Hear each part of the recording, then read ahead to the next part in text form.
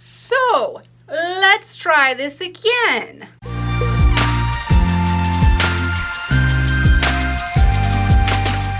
Hello, super friends! So if you watched my last video, you know that I tried to do the redraw challenge, which is where you get challenged to redraw a picture that you had done so many years prior with all of your new skills and compare the two to see kind of like where you've come as an artist. I got this challenge from my cousin and fellow artist, Brittany, also known as Liren. All of her links will be down in the description because she also does a lot of digital art, and you can even order commissions from her and get your own custom piece. Unfortunately, last week I had just a few technical problems, by which I mean I forgot to hit the record button over there and over there. So I didn't have like any footage to work with, and I thought that was really unfortunate because it was a totally cool challenge and I really wanted to do it. So instead of redoing the picture that I already did that I was challenged with, I thought we'd go through some of my old sketchbooks that I have and see if there was something cool that we could redraw from there. Before I got my drawing computer, I actually did work with traditional mediums because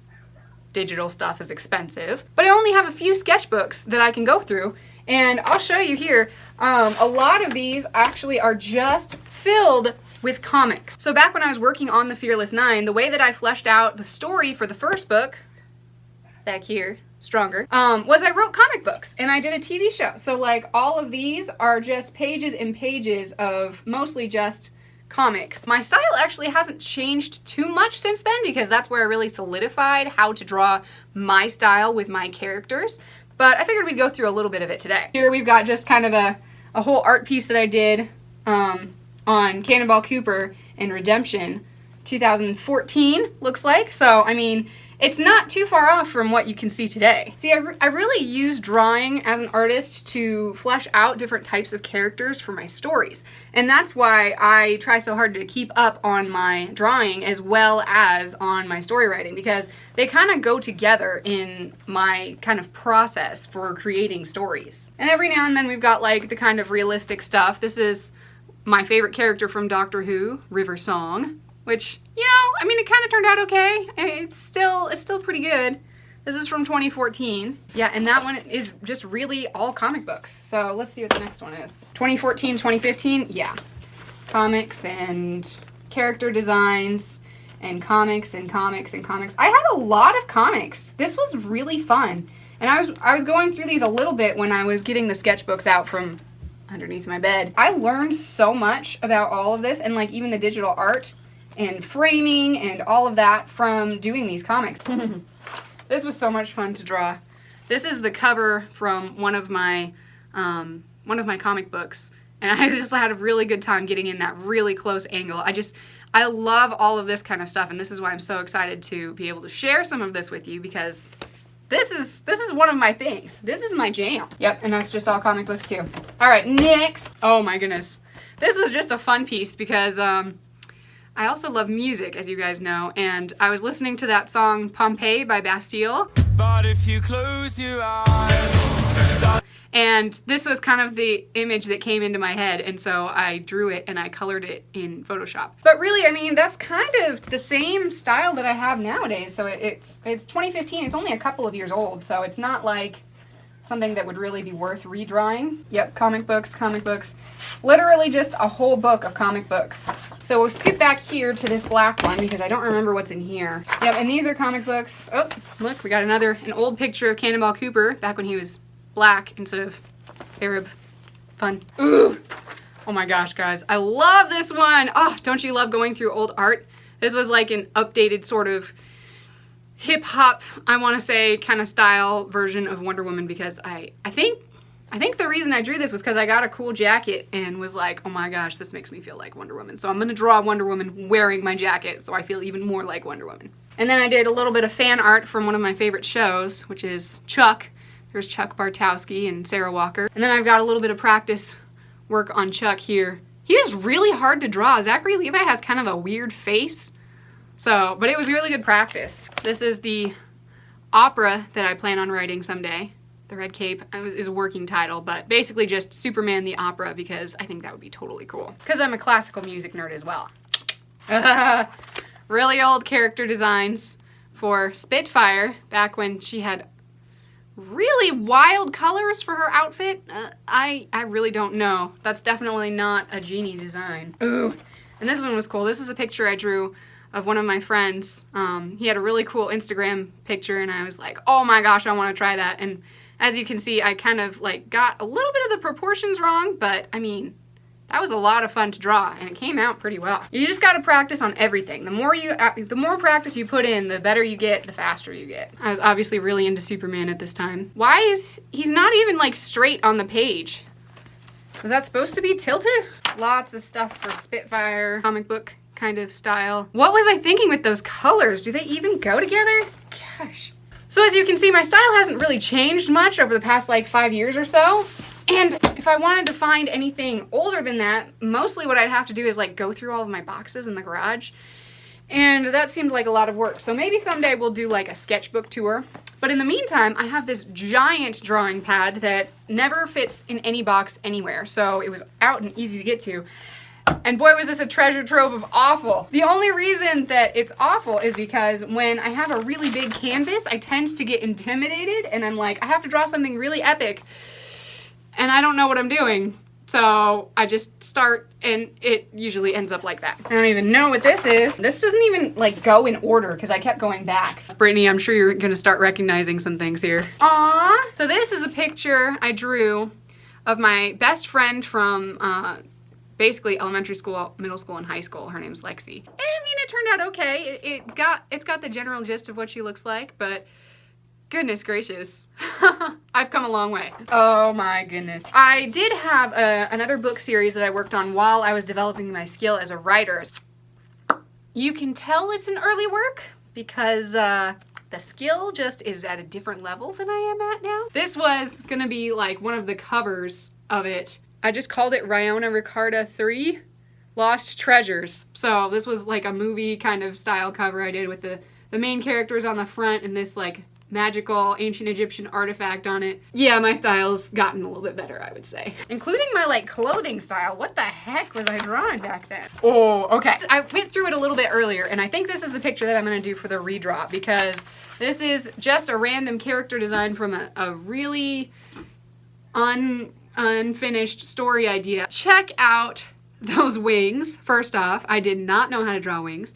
And her hands are behind her back because hands are really hard to draw and that was an easy way to do it. And some kind of wild and crazy dress with like all sorts of things. We got some more character designs in here. I actually remember the CD that I was listening to while I was drawing this. It was Leanne Womack and I just listened to the CD like on repeat. This was actually me trying to draw Teen Titans, which was one of my favorite shows growing up. By practicing drawing in a different style, you kind of get a feel for that different style. Because a lot of artists, when they get jobs, if they're like animators or something, they draw in somebody else's style.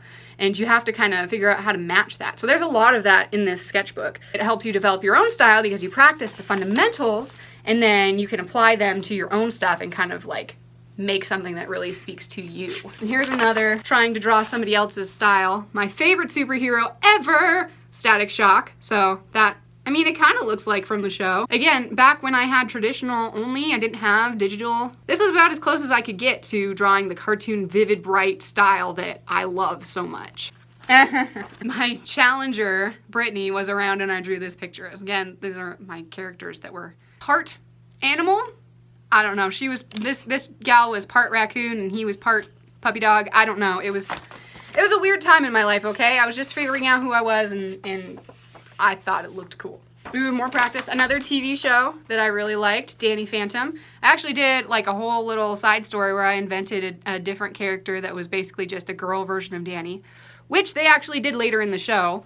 And I did a whole comic book page on it. It's like in the middle of a story. We got a bad guy there that has to do with numbers for some reason. It actually came out too bad, although I had to draw Jazz a couple of times because I couldn't get her right for some reason. Ooh, my goodness. Okay, so this is actually a 2-page mini comic that I drew and apparently never colored, introducing one of our next Fearless 9 superheroes, Audacity. So just tiny bits of spoilers here. She has always just existed in my mind, like ever since I basically decided to come up with this superhero. I've known exactly who she is, how she acts, what she looks like, and how her story kind of like goes, her character goes. And so this was kind of just a kind of quick design and introduction to her character. And the drawings actually came out pretty good. I'm pretty impressed. Sometimes when I'm designing a character, I have to draw them over and over again and do what I call character tests, which are just short stories that feature that character as the protagonist so that I can flesh out, you know, who is this character? What do they want? What do they like? What do they do? What do they sound like? But for some reason, Audacity was just perfect from the day I started designing her. So it was really easy to do this whole like comic book thing. There are other characters that are not quite as easy. I tried to do the same thing for this superhero that I actually didn't end up keeping this character design. She was like a cyborg girl who likes skateboarding and stuff, called Nolly Girl. Yeah, that really didn't pan out. So, you know, sometimes it just comes into your head fully formed, and sometimes it takes some work. And that's about it that I've got in those books. So I think that is definitely what I'm gonna do, is I'm gonna do that angel character design. Brittany, I'm totally gonna try really hard to do the wings, but I know I'm totally gonna struggle the whole time. So you'll have to show me someday how to draw wings like you do, because that's gonna be tough. All right, so I'm gonna set this up and warm up and we'll get started. All right, so let's get right into it. I tried my best during this whole redraw design challenge to stay pretty true to the styles that I was going for in this picture. So I'm pretty much going to try and not change anything about the costume, coloring, and all of that kind of stuff. And I'm going to keep the proportions and everything for the wings and just try my really hardest to make them a little bit more realistic than just random squiggles and shading. But it was kind of funny while I was drawing this, because I was looking at the reference picture so much, I felt myself regressing. So like, as you can see here, we've got like the face, the proportions and everything were all really off for the longest time. And I could not figure out how to just do the basic things that I already know how to do. So we eventually got that worked out, and I kept going on the design.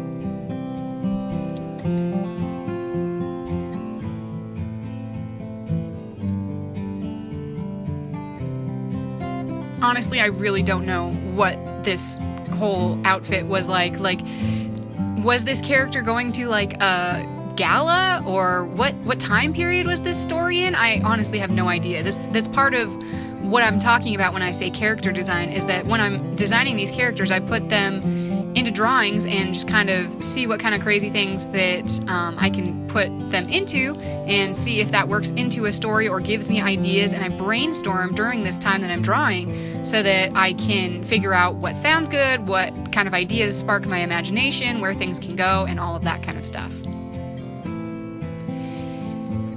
You can see here I definitely paused the recording and looked up some reference pictures for how to draw wings, but it actually was not quite as difficult as I was anticipating. It's just a lot of work, and I'm honestly just not used to drawing characters with wings. If you do and you practice and you get the mechanics of, you know, proportions and feathers and all of that kind of stuff, then you can figure out how to draw anything. It's like anything else. It's like drawing the human figure. Like, you get an idea for where muscles go, where the bone structure fits in, and how to make adjustments for all that. So I was kind of just, excuse my pun, winging it for a while. I know, I'm sorry, guys.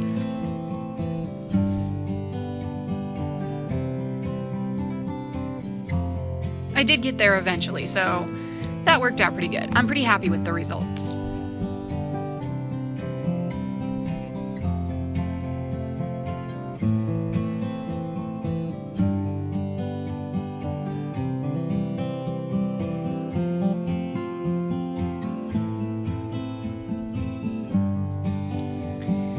And sometimes, thankfully, in digital art, you can try a couple of different things and go back and press Ctrl-Z until it goes away if you really don't like it, which is super helpful and something you can't do with traditional mediums. Because look how many times I had to redraw that freaking eye. I mean, come on. You just can't Ctrl-Z with an eraser like you can with digital art.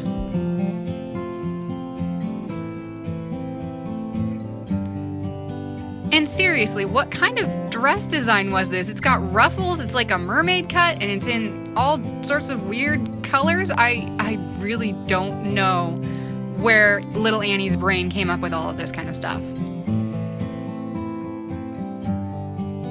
And what is this fabric? I feel like it's that stuff that you always see on like children's books that the kings and queens wear. You know what I'm talking about?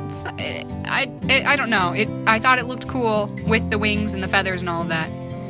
And then I wasn't sure. I was trying my best to remember, but I could not remember if this was like supposed to be a peacock design on the dress or what. So I ended up just going ahead and making it look like jewels or something. So, you know, it still keeps the same vibe of the design. I just honestly can't remember for sure what I was going for at that point. I mean, it was like 15 years ago, I think, for this picture. So that's a long time to remember back.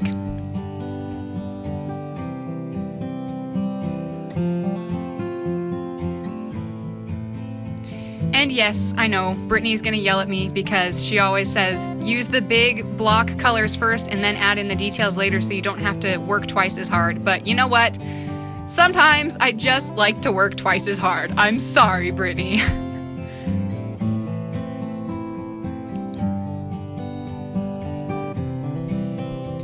Another thing that's great about digital art, if you can manage to get your hands on it, is that you can work with different layers, which makes coloring and inking and all of this so much easier because you just do the line work over the top and then you can color into the background. You don't have to worry about messing up the ink work. I remember I used to use literal Sharpies to do the black outlines, and if I went over them with any kind of marker, it pretty much smudged. And even sometimes when I was just erasing the pencils underneath, it would smudge and it would totally ruin the quality of the work. So that was super frustrating when I was a kid. But now I have beautiful digital awesomeness, so I am forever thankful.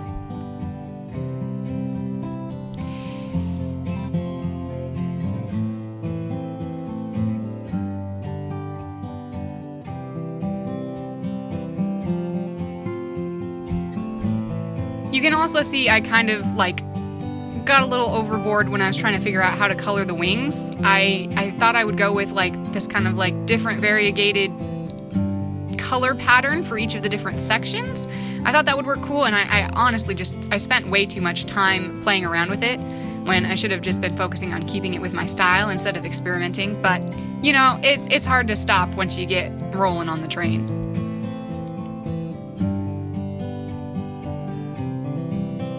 Plus, with this program in Sketchable, which I'm sure you can do in Photoshop and other things, you can lock the layer so that you just fill in the color, the first color, the base color, and then lock it, and then when you color in, you don't have to worry about getting your lines outside of the black lines over the top because it stays with the ink that's already been put down. The digital ink, of course. And again, this is another time when I could have been actually just doing my style now instead of experimenting, but I wanted to try and capture the vibe of the original image, which was like a moonlit garden kind of thing. So I did this kind of experimental lighting thing that I'm still kind of working out in my style nowadays. But the purple is supposed to be kind of like a moonlight shading.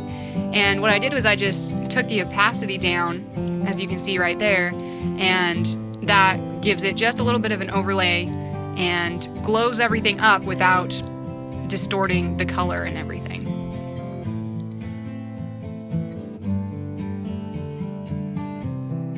And then I decided to just keep with the glow and forget about the shadows. So, you know, sometimes you do what you gotta do.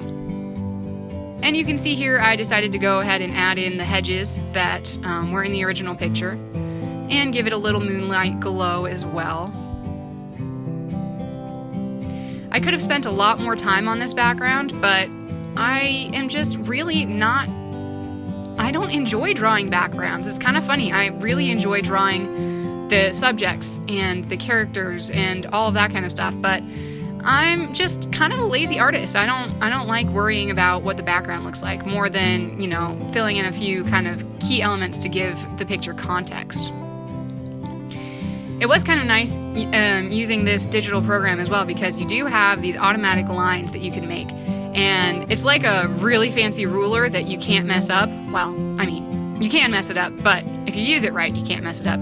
But it gives us those perspective lines on the stone pavers, and it comes out just really cool really fast. And again, I could have probably done a lot better on some of these things because I just got distracted on the whole idea that I was sketching. So I went ahead and experimented around some, but I think it definitely captured the vibe of what we were going for in the original picture, as well as updating the style and everything into the skill level that I have now. So there we have it. I think that was a lot of fun. I totally love looking back at my old papers. Like, it's one of my favorite things to do. Like, you know, when your mom asks you, like, clean your room, I'm always the kid who wants to go through every single paper before I get rid of anything. And it's just a lot of fun for me. So this was kind of like being able to do that and do a cool video with some art challenge thrown in. So thank you, Brittany, for challenging me, finally getting it together. Don't forget the new book is coming out eventually. I'm still working on it. As you can see, my desk is still fairly clear of spoilers right now. That's coming in soon. We also have some new swag. It says Silverleaf Academy for Women on it, which is kind of a spoiler.